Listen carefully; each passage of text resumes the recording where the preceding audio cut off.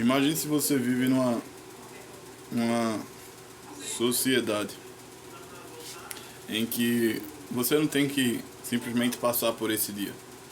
Você tem que garantir um ano inteiro, né? Nos dias que te estão diante da mesa, né? Para que você curta o passe. Porque os recursos são escassos. A aposentadoria, a ideia não existe, a não ser que você fosse soldado romano. Estou falando dos tempos de Jesus.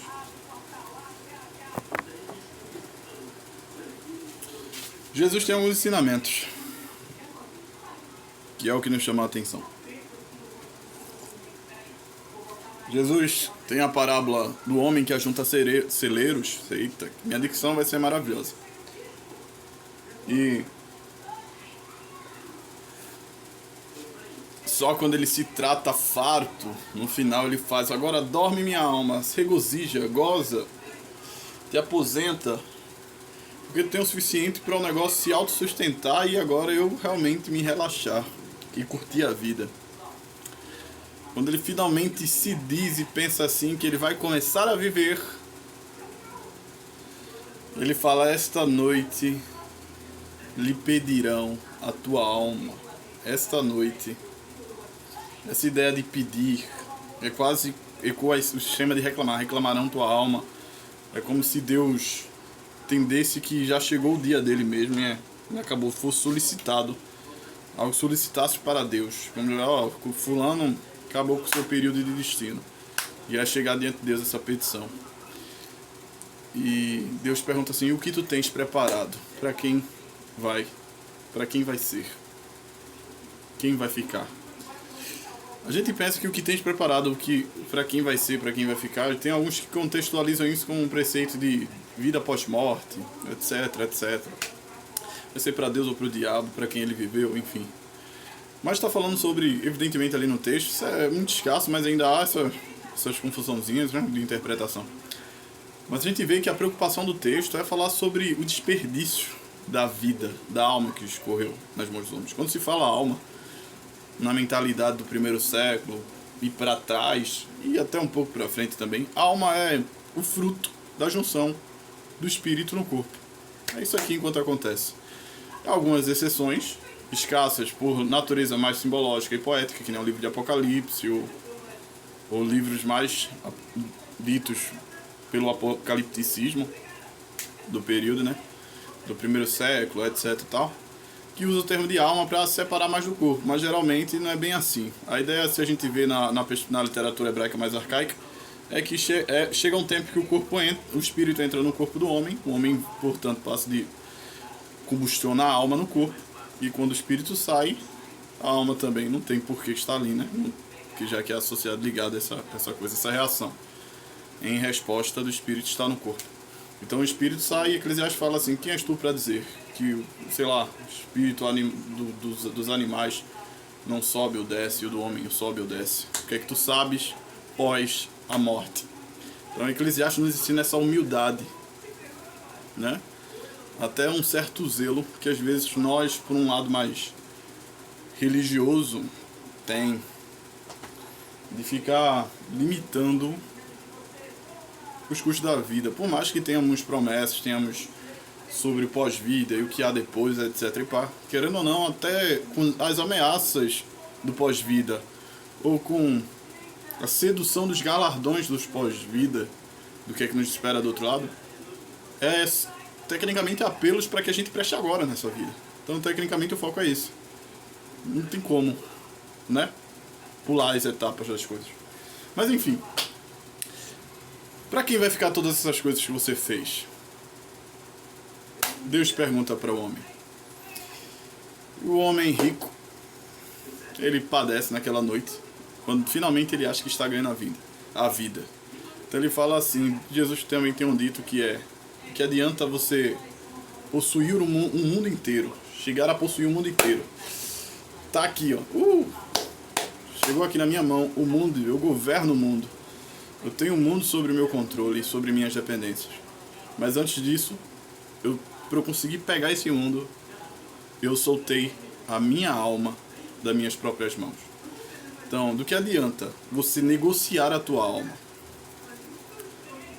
em posse de outra coisa. Você perder a responsabilidade da vitalicidade de si, se você vai comprometer de forma viciosa a uma coisa que não vai validar a tua negociação. Tecnicamente, isso era conceituado como desperdício de alma, ou eu acho que, vamos falar assim, perca ou perda, não sei qual a melhor tonalidade aqui para usar, mas você deixar ceder a tua alma em custo de outra coisa.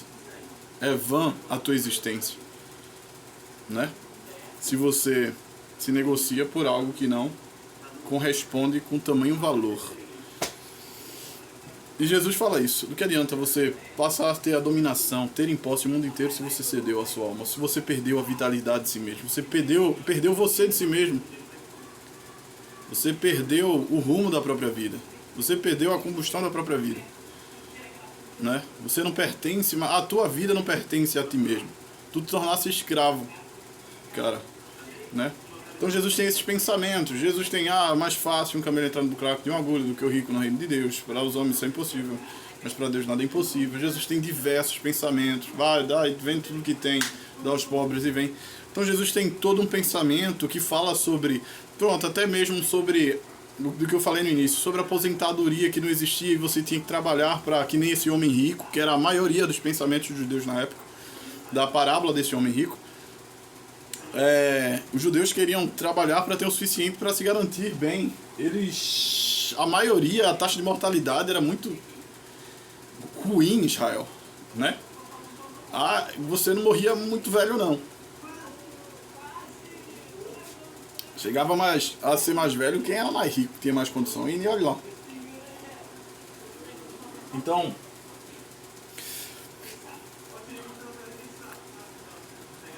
você vê que Jesus tem esse tempo todo. Jesus tem até um momento que, em contraponto disso, ele fala assim: cada dia basta o próprio mal, um dia de cada vez.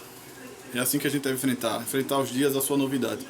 E ele desafia-nos com uma pergunta: por mais que vocês queiram, diz a mim, se qualquer um de vós aqui, por mais que vocês desejam, queiram ardentemente aumentar uma medida o dia de vossos dias, o dia de vossas vidas aqui na terra, se vocês podeis fazer isso. Óbvio que a vida e a alma humana, o tempo da alma humana em cada um é um mistério. Então esse é o desafio de Jesus. Às vezes a gente passa uma vida inteira tentando perseguir em canção, atendendo a melodia da sobrevivência, e não temos espaço para dançar a dança da vida com mais calma e tal. Às vezes focamos tanto em sobreviver que toda a nossa alma é desgastada na sobrevivência e nunca sequer vivemos de verdade. Às vezes morremos com 80 anos de idade, mas a intensidade de realmente vitalicidade de vida dos nossos dias parou nos 30. Porque o resto foi só a nossa tentativa de barganhar com a sorte, usando do desgaste da nossa própria alma para nos garantir, olha a ironia, mais alma, se possível. Totalmente às cegas, né? Diante do nosso ponto de vista, segundo o nosso destino, né? Então para Jesus é isso. Por mais que a gente queira, entre o nosso nascer e o morrer, não sabemos se estamos acrescentando ou não. Se temos uma vida totalmente saudável, não comemos nada impuro, nada industrial e tal, ainda assim não quer dizer que a gente não vai morrer por uma doença, ou então que a gente vai atravessar uma pista errada e um carro nos bata e, poxa, morremos saudável. Vê que ironia. Veja que interessante. Não adianta você começar a negociar a tua vida, estudo e a trabalho, e você começar a perder suas relações. Você, pelo amor ao trabalho, para garantir segurança e vida e estabilidade para a tua família, você sacrifica a tua própria família e a tua própria vida. Para garantir vida, você sacrifica a sua vida. Então você começa a ser um cara que não vai viver dentro de casa. Você vai viver pelo trabalho e o trabalho não vai viver por você. E quando você menos esperar, a vida passou. E tudo que é de mais valioso sumiu. Então Jesus tem esse apelo. Jesus faz: vocês vivem uma vida se preocupando com algo que não cabe à vossa dominação, e nem o vosso total conhecimento, que é o mistério da vida. Isso é muito forte, porque o homem que nos vai dar a imortalidade está nos falando para a gente tratar a mortalidade com honestidade. Veja que interessante. E um momento que ele poderia falar assim, olha, lembra da barganha celestial, lembra da ameaça infernal, e cuideis do vosso destino assim. Não, ele fala meramente sobre a transição, sobre que a gente deve considerar ela quase que cruamente, para a gente entender o valor da vida. E com essa pergunta, Jesus nos dá o seguinte desafio: não se preocupe em garantir a vida à medida dos próprios esforços, coisas que não compete a você se preocupar, mas se preocupe em estar intenso ao tempo que lhe é confiado hoje. Uma vida para Jesus, não uma vida boa para Jesus, não uma vida com inúmeros dias, simplesmente. Uma vida realmente boa para Jesus é uma vida com dias em qualidade. Não adianta você ter 1000 dias e não estar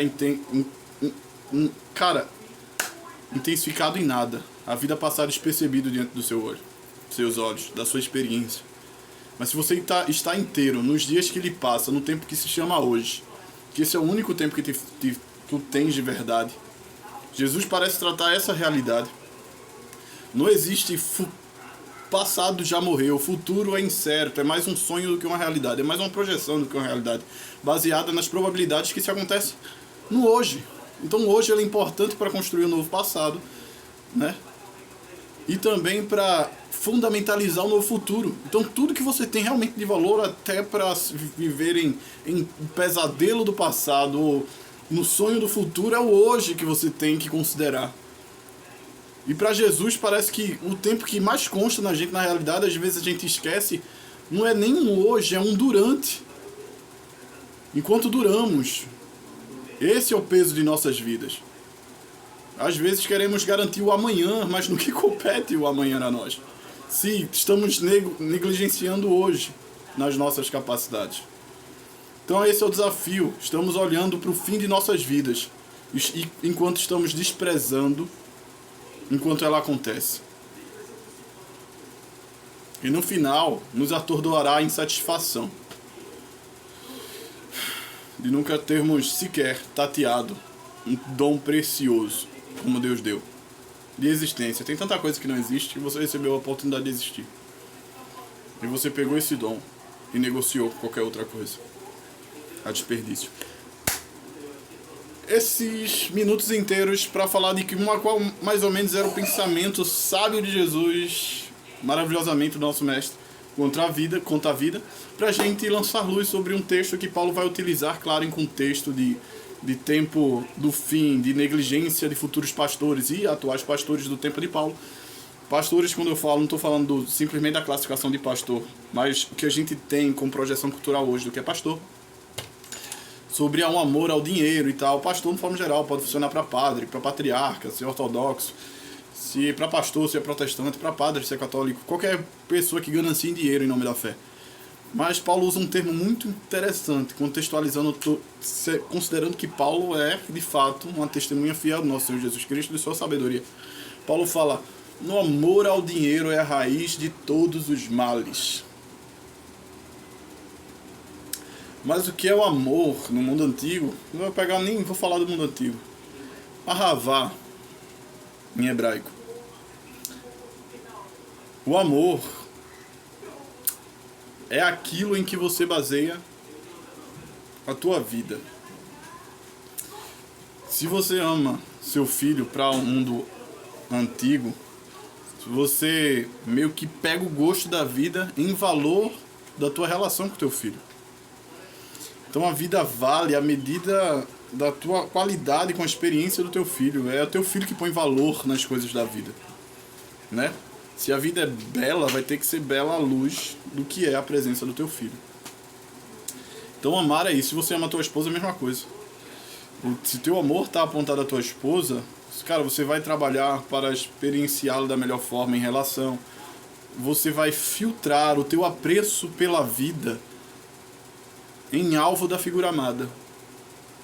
A figura amada colocará em você uma forma de você pôr valor em tudo que há. Uma forma de você visar valor sobre o mundo e sobre tudo que está em tua volta. E visar sentido, circunstancialmente, disso.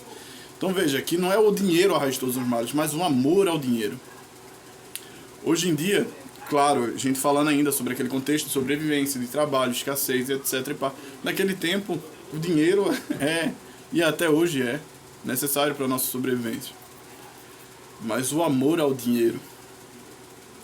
O amor ao dinheiro. O problema não é o dinheiro. O dinheiro estava no ministério, envolvido no ministério de Jesus, tinha pessoas ricas no ministério de Jesus.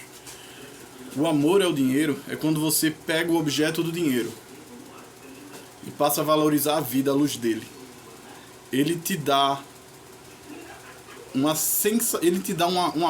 um campo óptico de resumir as coisas a sentido dele. O amor ao dinheiro é você olhar para uma alma humana e condicionar preço material. O amor ao dinheiro é você começar a classificar as coisas do quão você pode dar sentido ao dinheiro, às coisas que já existem antes do dinheiro.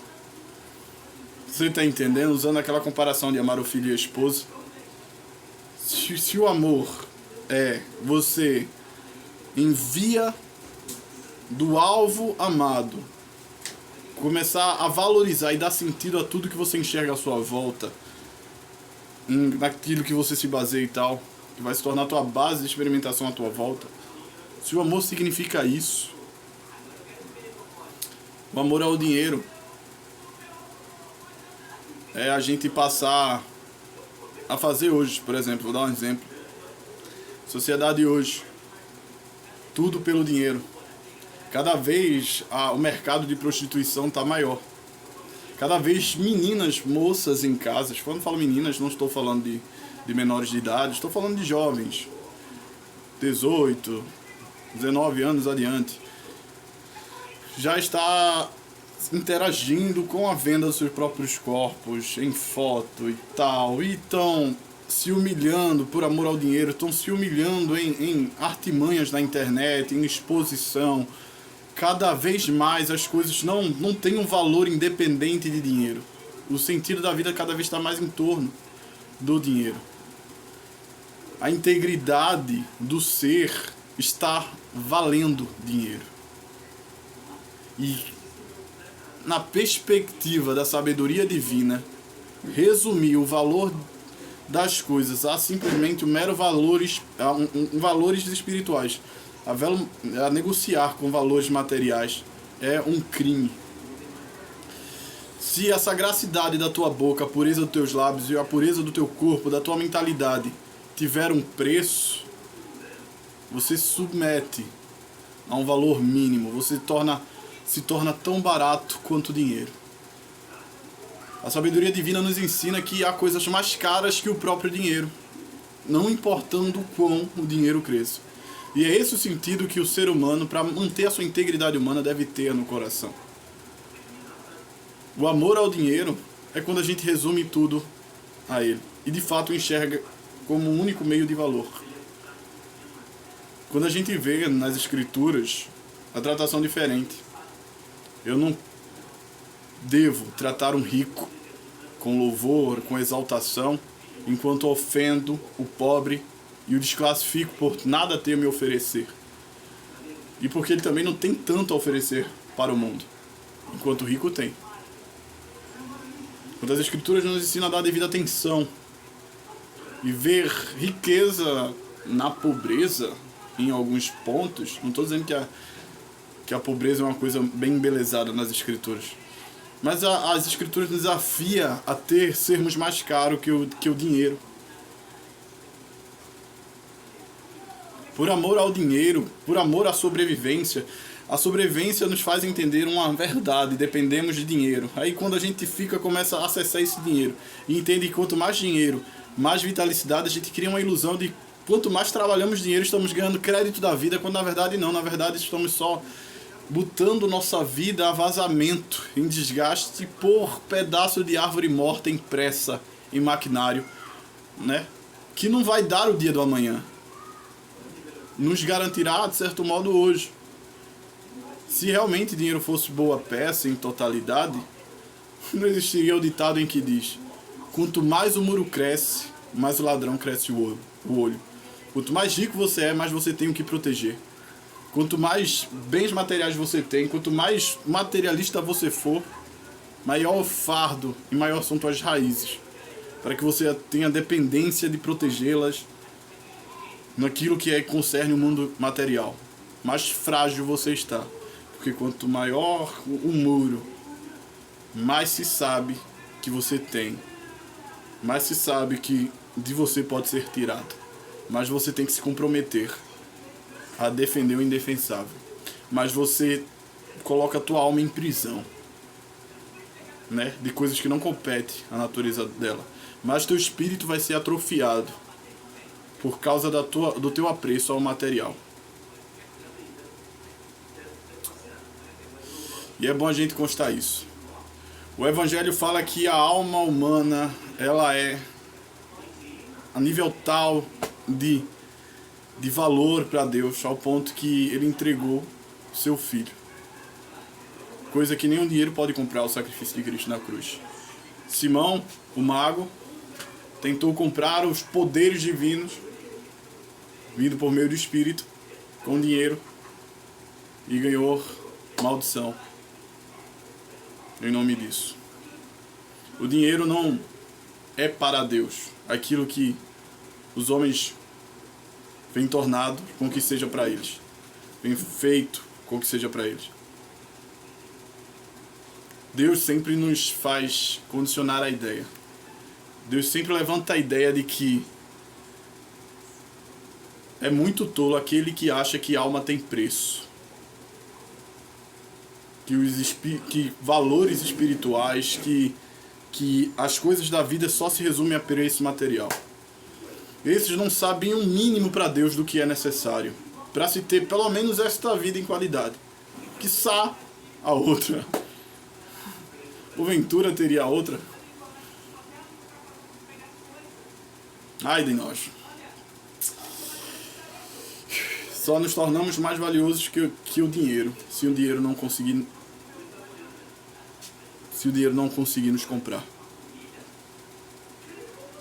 A integridade de um homem justo é mais cara que o dinheiro. A gente vê isso ecoado em todas as escrituras, principalmente no Antigo Testamento. Os presentes, a barganha, a materialidade, até mesmo perder a vida. Se eu tenho que negociar a minha justiça para que eu possa viver em nome da injustiça, é melhor que eu morra aqui mesmo. É melhor uma vida pequena do que larga e impura. E é bom lembrar o que Jesus disse: por mais que vocês queiram, vocês não podem acrescentar um côvado à medida dos vossos dias aqui na Terra. A nossa atenção não deve ser em aumentar o número de dias que estamos aqui na Terra, como se isso competisse ao nosso poder, em consultar o nosso próprio destino e tentar garantir o nosso próprio suor e esforço. Mas concentrar nossa energia enquanto estamos aqui durando nesse presente divino, que é o momento e o agora. Esse é o único fato e a única verdade, é o hoje. O passado é uma história que já ocorreu. O passado é o presente que não existe mais. E o futuro é o presente que ainda não chegou. No final só temos o presente. Então pense bem nisso. Jesus, com esse pensamento, nos ensinou, e com todo o pensamento do filósofo hebreu de Eclesiastes, vemos que não adianta o homem viver 100 anos e gerar 1000 filhos se ele não percebe à frente o que está à sua frente e o bem que tem. Há como você ser imortal e desprezar a imortalidade pela desqualidade da vida que você tem. Pela desqualidade ao acesso de como você se comporta diante da vida. Não adianta você viver como se fosse um imortal, penetrasse o tempo, se o próprio tempo você despreza. Esse é o pensamento que Jesus nos dá. De que às vezes, velho, um bom perfume não está no tamanho do pote em que você o compra. Às vezes os perfumes mais caros, os de melhor cacifre, os de bom cheiro, por sua natureza, é encontrado em frascos menores. Enquanto às vezes os baratos vêm por conteúdo, não por conteúdo genuíno. Enfim, a câmera aqui parou um pouco, eu tive que voltar. Às vezes o conteúdo que está grande é somente pela quantidade. É o único benefício e a vantagem assim, de você o ter. Ele é mais barato. Mas se comparado a outros, você terá em maior quantidade, mas a qualidade não é a mesma. E, às vezes o de maior qualidade está desse tamanho aqui. A gente, só para justificar, nós temos como por mestre Jesus de Nazaré. Um homem que morreu e ressuscitou. Mas um homem que deu sua vida na faixa etária de 30 e poucos anos até os 40 anos, 40 e poucos anos por aí, dependendo de quando ele nasceu. Isso não é um ancião, nem é um homem jovem demais, mas também não é um ancião. Mas viveu integramente e santamente o suficiente para que seu sacrifício fosse completo para Deus. Nosso mestre levou em testemunho. E que às vezes não é sobre isso, é sobre isso. Eu não estou dizendo para você viver uma vida arriscada demais, uma vida avulsa, mas você enfocar mais do que na quantidade dos dias. Primeiro zela no que está no teu poder, que é a qualidade dos teus dias. Às vezes um poema não precisa ser longo para garantir que ele é bom. Às vezes pequenas estrofes fixam na nossa cabeça e nos dá grandes lições de morais sobre como devemos viver a vida. Não precisa ter um poema 20 folhas.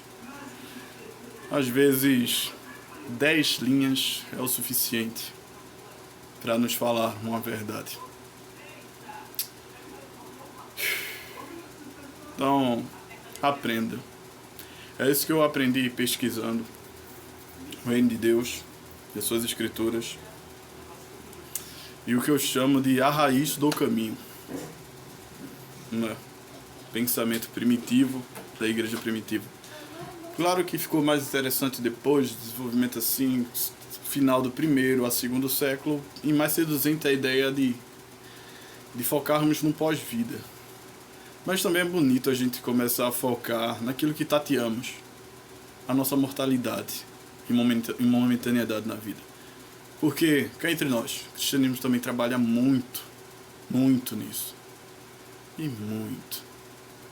Às vezes fica até estranho a oportunidade que Cristo deveria jogar em mesa sobre o pós-vida e o pós-morte, e o risco de morrer errado e a condenação do inferno, ou a bem-aventurança de morrer certo e presente dos céus. Quando Cristo vai e nos lembra da transição, do como a vida está passando, nós não estamos aí por ela. Porque, querendo ou não, em uma certa parcela, a vida ainda é um dom. E um dom dado por Deus.